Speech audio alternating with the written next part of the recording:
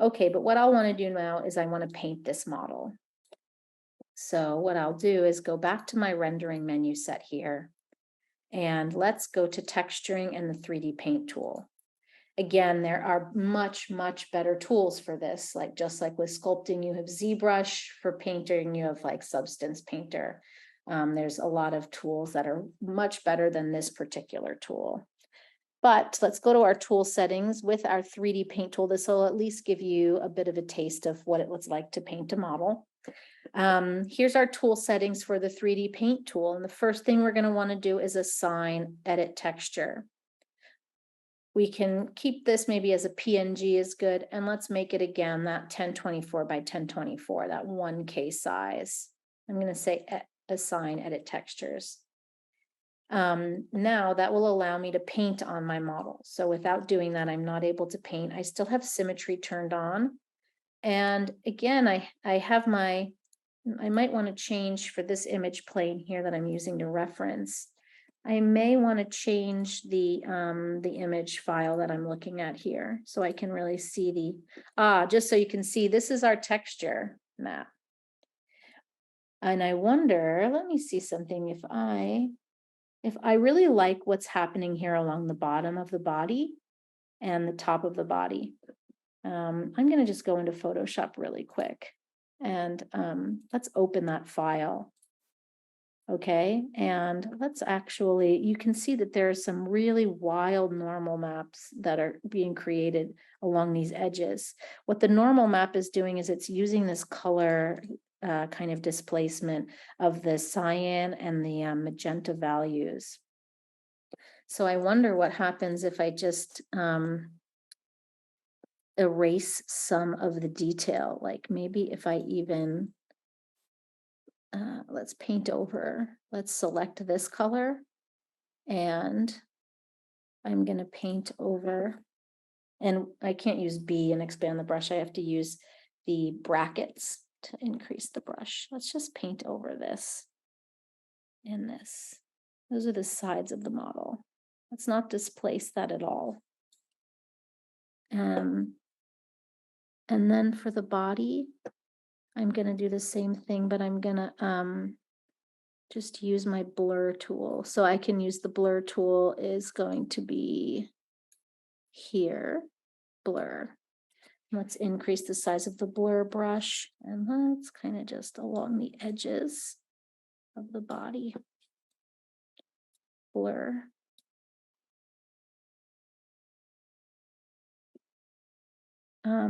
Now I can look and see where these pieces are, but let's just save this and see what that did to my model.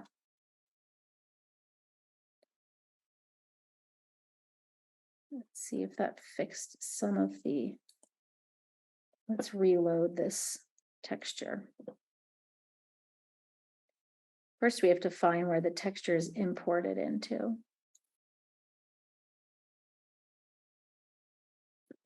Bump map.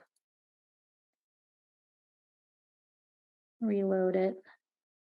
And it seemed to just smooth that out, but it didn't really do anything. But you can go in and you can change. I'm going to undo, getting rid of that.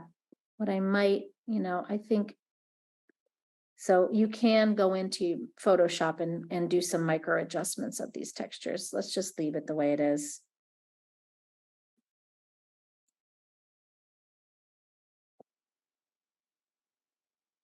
Let's reload this file. Okay, so now we have that texture is back applied there. Yeah.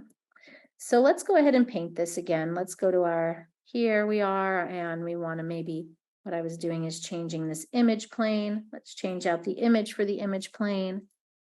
Maybe this one, so I can really see the coloration.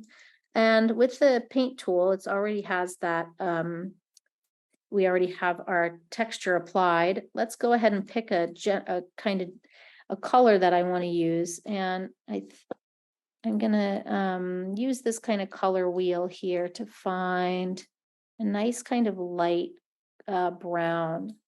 And I'm gonna, that's just under the flood channel. I have a color channel and then I have a flood. So let's just flood paint. make sure the model's selected when we're working on this, and let's flood paint. Okay, so now I have that kind of brown. Let's also fix this blend so it has less specularity. And this is where the color space, we might be able to, there we go, there, that looks way better. Let's leave this, what I'm doing, I'm using this color space here, and I'm just changing the color space so it's a flat kind of color. So I still maintain the bumps, but I don't have some of that weird coloration. That's much better. That's where it was. Okay, so what I did, again, just so you could see that, these basically drill up and down into the nodes. Let's select our bird here for a second. So in the blend, in the material of our bird, we have our bump map here, and I can click through the file.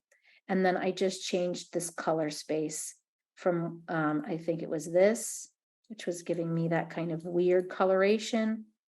And let's change that to like scene linear. And that looks better. Now, whether or not that will output the right way, we'll find out. But for now, this looks way nicer. Now I'm going to go back to my my brush tool here, and what I can do is I can also add, let's see if I can add a brush type. Let's add a file. Here's a bunch of different brush types that we can add.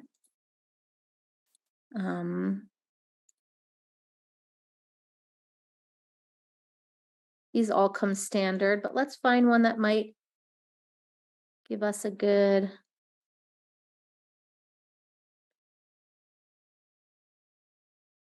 kind of feather pattern. Maybe that charcoal will work. Let's try it. So we'll use this brush, and then let's change the color to a much lighter color. And then let's see, how big is our brush here? The opacity is all the way up. Let's make sure we have our model selected. Sometimes the model gets deselected. There we are. And I can kind of maybe make this a little bit smaller of a brush, but start to add some. And I might want to also turn down the opacity and kind of work in layers here.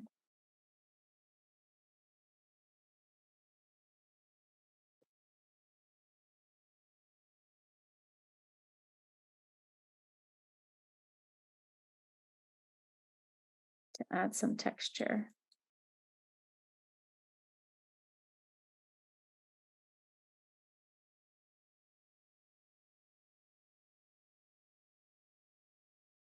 Make my brush a little bigger and increase the opacity. And maybe that brush, you know, might be the right one, maybe not, hard to say. I think I might want to try something like this and really make it smaller. So this is really precise work, you know, being able to make something that looks really realistic. So give it your best shot using these tools.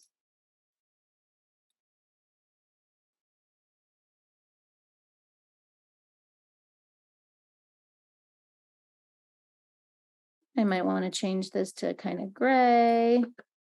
Add some gray in here. Turn down that opacity. Increase the size of the brush. And start to just add some coloration details to my model.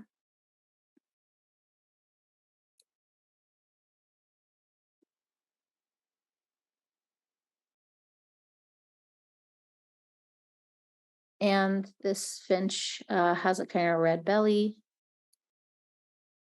and face. So I'll add some of those details.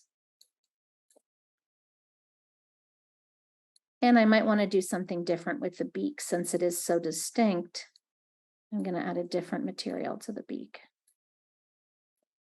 but I'll do that in a little bit. So that might be even a little too intense. So maybe I'll choose this color again and make the opacity very low and start to kind of, oh, the opacity is at 0. Well, that's not going to be helping me. And make it that lighter color.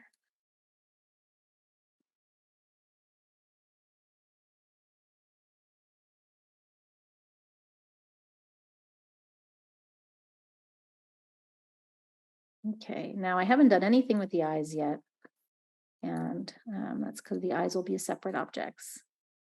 I'm just going to go in and I might change this brush now or add a new one. Maybe let's try this and turn the opacity up and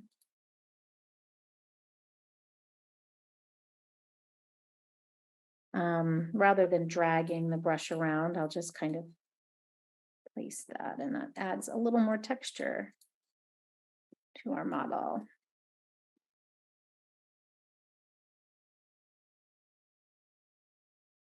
And what did I do? I cut that out of the scene. Undo. There. Let's make sure I'm saving this. Let's save this as bird texture. Let's name this bird paint. And this way, right, I have my original model, the textured model, the paint, so I can always go back. It's really important to always be able to go back. And if you need to redo your work or file gets corrupted or something.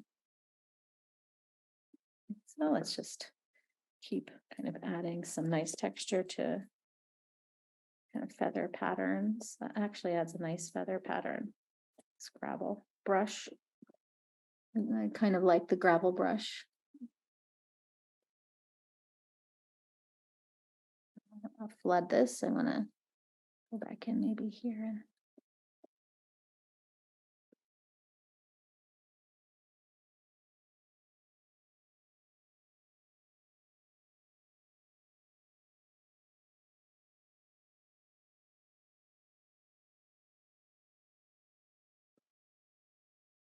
So this is where the artistry kind of comes into it.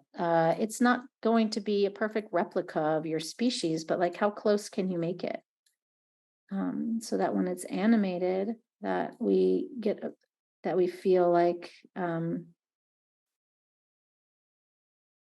we feel like we're watching a digital kind of interpretation of this species. Okay, so this is where all parts of the process are, you know, you can impart some artistry to it, but really doing the painting and the texturing gives it its stylization along with the original form. But